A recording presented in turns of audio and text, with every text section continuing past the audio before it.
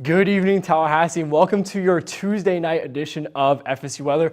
I'm student meteorologist Chris Malve, and looking out over Doak, got some pretty gloomy skies for the most part. Lots of cloud cover, and we're sitting at 79 degrees right now. That's kind of the big story around the Big Bend right now. 78 in Apalachicola.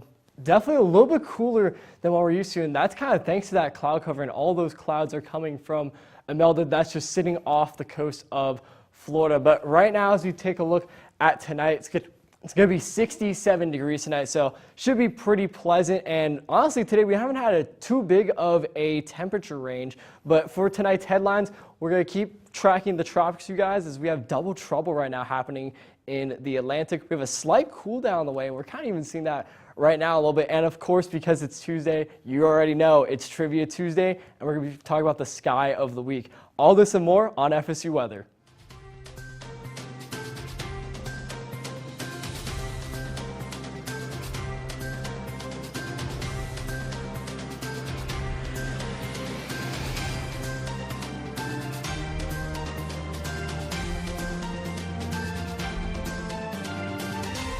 Good evening and welcome to the Tuesday edition of FSU Weather. I'm student meteorologist Ryan Stegren. And I'm student meteorologist Chris Malve. And oh my goodness, there's been so much going on in the tropics, but so much change in that forecast, right? Yeah, a lot of change in the forecast. Remember, we went into the weekend thinking, okay, it's going to be Carolina's impact.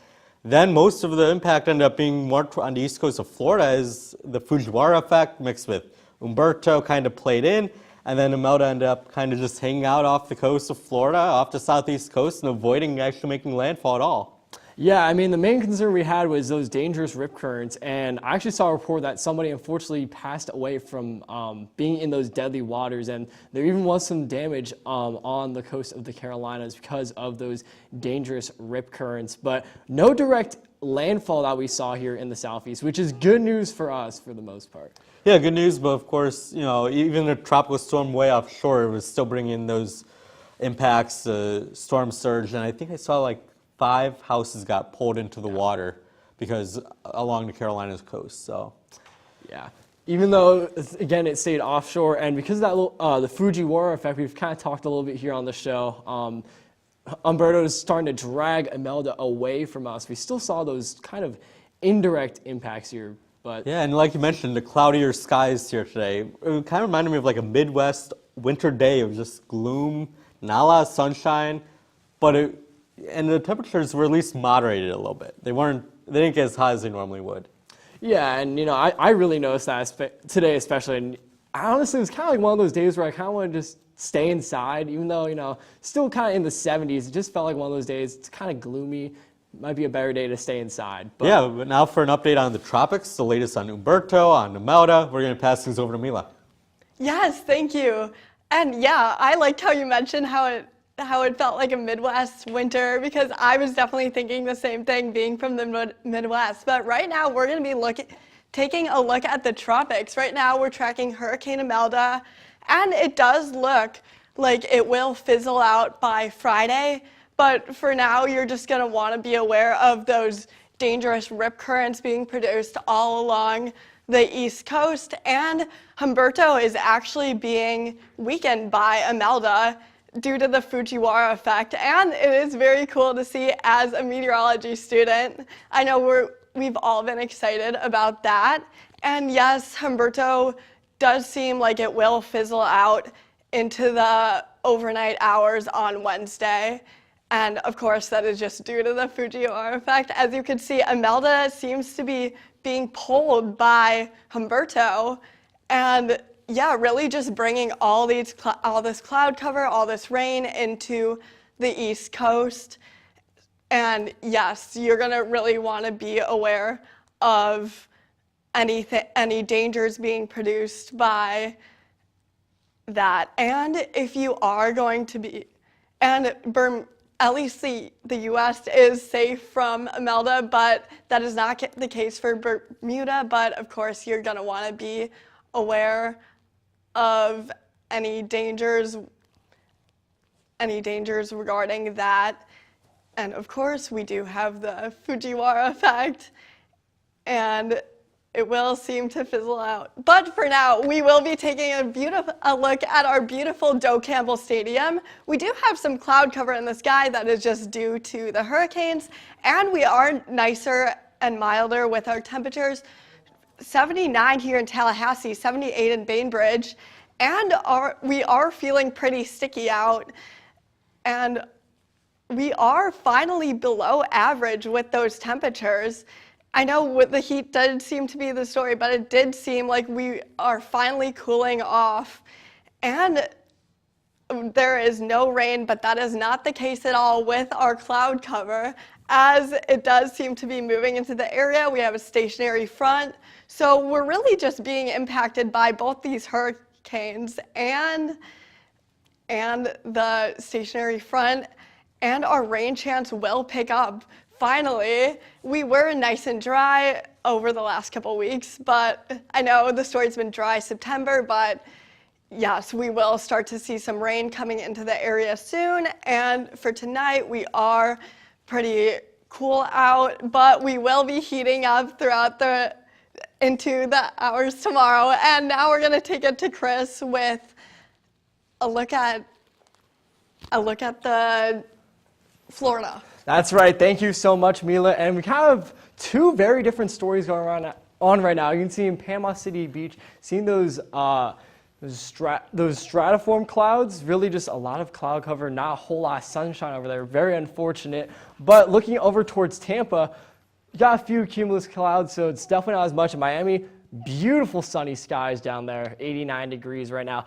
And really all across the map, we have a pretty decent range of temperatures. I mean, 90 degrees in Miami, and tomorrow is October 1st, and we're still seeing our temperatures in the 90s, so it's still very hot in some parts of Florida. 79 degrees here in Tallahassee, 84 as well in Tampa, and in Orlando seeing some showers. But as we kind of look towards the south, we do have some of those showers and storms that's associated with one of the outer bands of Imelda, kind of riding along the I-95 corridor right now, and then moving up towards the Orlando metro. Again, seeing some of those more scattered showers and storms kind of along I-4 as well, even continuing along I-95 up towards Daytona Beach, seeing those hit or miss showers and storms.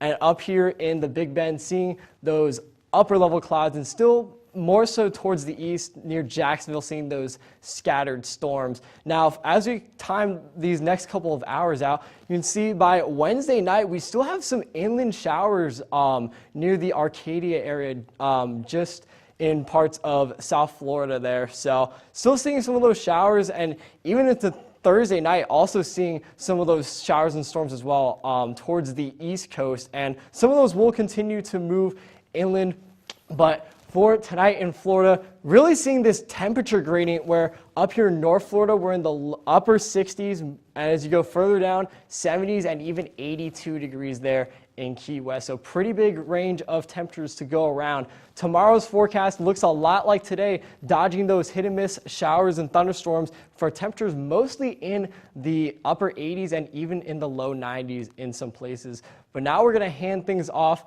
to Mila, who's going to give us a better look about what's going on in the southeast. Yeah, thank you, Chris. We are looking at some beautiful skies across the southeast. I always love to see the blue skies, but right now we're sitting at 85 for both Tampa and Birmingham, and honestly mid-80s across the board.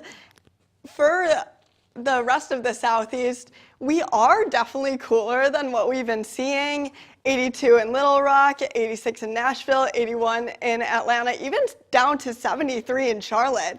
And that's just going to be due to the hurricane and all the rain and cloud cover being produced from that.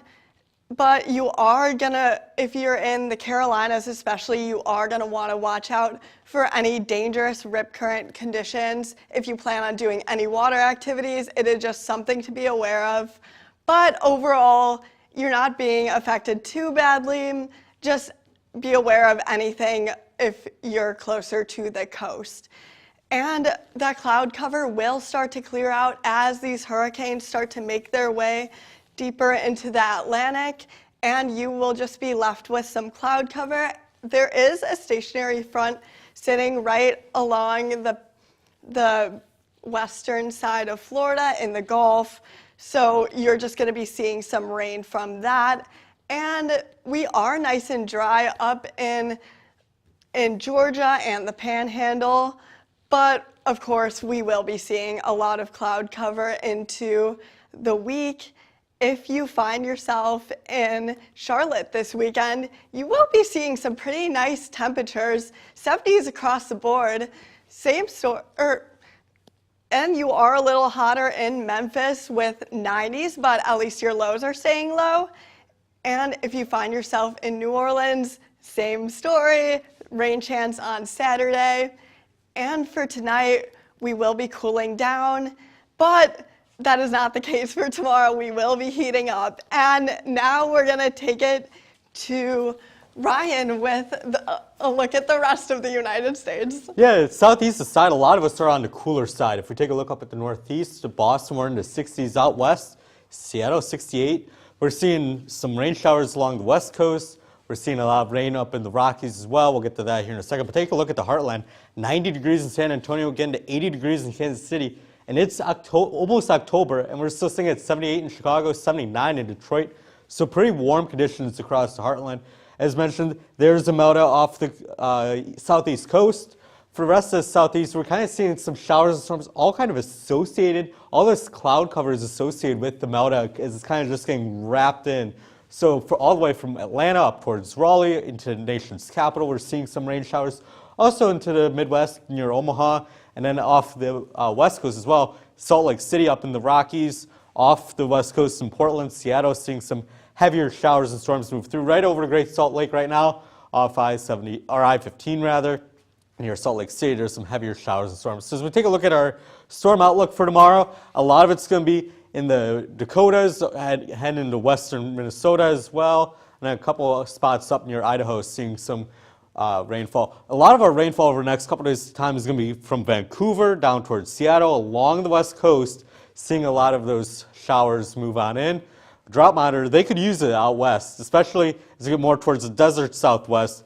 But if we can get some rainfall into the Rockies, that would definitely help their drought out a little bit. Even on the East Coast, a lot of us seeing at least somewhat of a slight drought. Take a look at the future radar. Most of our rainfall, like I mentioned, hanging out west. You notice upper level low hanging out off the coast in the Pacific Ocean. That's going to kind of just fuel those showers and storms into the Pacific Northwest over the next couple of days' time. So temperatures for tomorrow, it's going to be in the 60s out in the Pacific Northwest, 66 in Seattle. Again, we get really hot in the heartland, 95 in San Antonio, 92 in Dallas, 87 over in Kansas City. And as we take a look ahead overnight tonight, 62 degrees in San Francisco, 64 over in LA. A lot of cloud cover out west, a couple hit or miss showers and storms up out in the Rockies. As we take a look at the southeast, we've got temperatures in the 70s in Tampa. A lot of us getting into the 60s across the southeast, even 62 in DC. Boston and Detroit, you're a little bit cooler. You're going to be getting into the 50s over the next couple of days' time. But notice to look at the temperature outlook. All of us at slightly or a lot above average over the next 8 to 14 days. So across the southeast, Chris and Mila, or not just across the southeast, across the nation, we're seeing in a pretty warm spot over the next couple of weeks' time. Yeah, that's right. And now we're going to kind of transition things over to our Trivia Tuesday segment. Now, I'm going to be honest, guys. I was not informed what the topic was, but it seems like it's going to be about clouds and precipitation. So let's get started with our first question. What type of cloud is most commonly associated with fair weather and is puffy? Well, what comes to mind hearing the word puffy is cumulus clouds. Yeah, I honestly got to agree with you there. That's like, I think it's just kind of iconic, you know? Like, Yeah, I think it's got cumulus. Oh, we're look at that. right. Nailed it. Awesome job. All right, let's see what our next question is. All right, which cloud type is typically found at the highest altitudes and is composed almost entirely of ice crystals? What comes to mind? Oh, okay. Well, the only thing I thought of was like cirrus, and that's like Same. when you see in like the really upper levels of the atmosphere. So that Yeah, and that was those the first one wispy that looking came to mind. clouds. Oh yeah. Let's see. Oh my gosh, we got it right too. We're on That a roll. is crazy work. All right. What is the term for rain that evaporates before reaching the ground, often seen in dry regions? Okay, somehow I actually remember this one from climatology. It's called virga. I did not Super. know that. Yeah. You have a And look better at that. memory than I do. It's just, I don't know, it's really something really unique, just think about rain, it's coming down, but it can't actually make it to the ground because the actual water droplet's not heavy enough to make it to the ground, so it just evaporates. Interesting. Okay, what's the definition of sleet? Well, being from the north, I know that it's a combination of rain and snow, and yeah, that's what's gonna cause that slush on the ground. Yeah, I mean, it's pretty much gonna agree with you there, but it's pellets of ice composed of frozen or mostly frozen raindrops or frozen partially melted snowflakes. So yeah, kind of like what you would see with that wintry mix. We actually saw that earlier this year back in January. If you guys remember that legendary snow day at FSU. Personally, that was one of the best days ever, especially here during my undergrad. But now we're gonna hand things over to Ryan, who's gonna give us a better idea of some things you can do around here in Tallahassee. Yeah, Chris, that was a fun day when we had that sleet, that snow on the ground. I think we had, 2 inches of snow. I tell my friends from the Midwest all the time, we got 2 inches of snow, and we had a week of school canceled. It was amazing. They're making fun of us all the time. They couldn't believe it, but it was a great time just to be up in Florida, of course. And you mentioned Virga, and for some reason, I just remember Dr. Nicholson talking about it. I don't know how that comes up. I just remember that. I'm like, okay, I guess it's what it's called. Anyway, taking a look around town, 79 degrees out at Shell Point Beach today. Mostly sunny, so if you're spending your evening out that way, it's a great time to do so. Taking your dog out for a morning walk, you want to do it early before it gets super hot, but we're not going to be getting into the upper 80s and 90s tomorrow. 78 degrees by 11 o'clock tomorrow, so plenty of sunshine to go do that. If you're thinking of heading out to the pool, I think tomorrow is a pretty good day to do it. Take a look at that. Great day. We've got all the green, all the flashing. Tomorrow's a great day to be out at the pool, getting into the upper 80s into the later afternoon. A little bit of cloud cover, so if you're looking to tan, might not be the move, but if you're just trying to get into the water, it's going to be a great time. Now, for our haircast, our legendary haircast, it's Florida. We're going to have some humidity, of course. We can never have sleek hair. It's always going to have at least a little bit of a wave, but we're not at the extreme end of humidity. So I think tomorrow, maybe you don't need the hair gel or I don't even know what girls call it. Hair product? I don't know. Look, I'm single. I don't understand any of this. I mean, hair product. If you don't need a lot of that, maybe you need a lot of it. You do you. All right? Maybe you need tissues for tomorrow if you're allergic to tree or grass pollen as well. Medium chance that. Maybe that's why it's not because everyone's sick. It's because everyone is allergic to trees. We're just going to say that's why everyone has been sneezing. All right, let's say you're getting out of the pollen zone that is Tallahassee, Florida. No delays right now all across the U.S. We are looking good delays-wise. No worries with that. And if you're looking ahead towards the weekend, we've got a big football game here on Saturday. I don't think any of us in here got a ticket except a couple people, so of course. But if you're going to a game, I hope it rains, just so you guys have to sit at Doak and be miserable since I didn't get a ticket. But you know what? The rest of the week looks nice. So off to close out our show. We've had a lot of fun on today's show. We've talked a lot about hurricanes and stuff. But let's close out with our Sky of the Week. How about that, Mila? Oh, great. Ryan, it's nice to know that I'm not the only one experiencing the effects from the pollen, because my eyes, my nose. I've heard every lecture hall in this campus is just going. That's the sound of every lecture hall on this campus. So every lecture either hall. everyone's sick or everyone's allergic to tree and grass or weed pollen. Or you could be like me and have both. So there we go. All right, our Sky of the Week. This is captured by our own Ainsley Global here in Tallahassee. Take a look at that. I believe that's of the double rainbow that we saw on Friday. So. Oh yeah, it's very faint, but you can see it in the top right corner. Mm-hmm. And this picture kind of reminds me of Fire and Ice. It does, yeah. It's a really cool picture to see. Like a lot of colors up in the sky. Definitely some cool looks with that. Let's see. Do we have any more pictures? I think that might be it. So. I believe that's it. But what a picture you got. If you got a cool picture, of course, send it in. I believe on Instagram, Twitter, whatever Facebook, you got. Whatever you got. There's all the handles right there. Follow us on X at FSU Weather. Facebook as well at FSU Weather. And follow us on Instagram at FSU Weather. Like us on YouTube. We're live every night here on FSU Weather at 6 o'clock. Follow us on TikTok at FSU Weather. We don't do dancing, but we can do forecasts, all right? Here's a look at your 7-day forecast. We increase our rain chances late into the weekend, and then as we kick off next week, our rain chances hang around.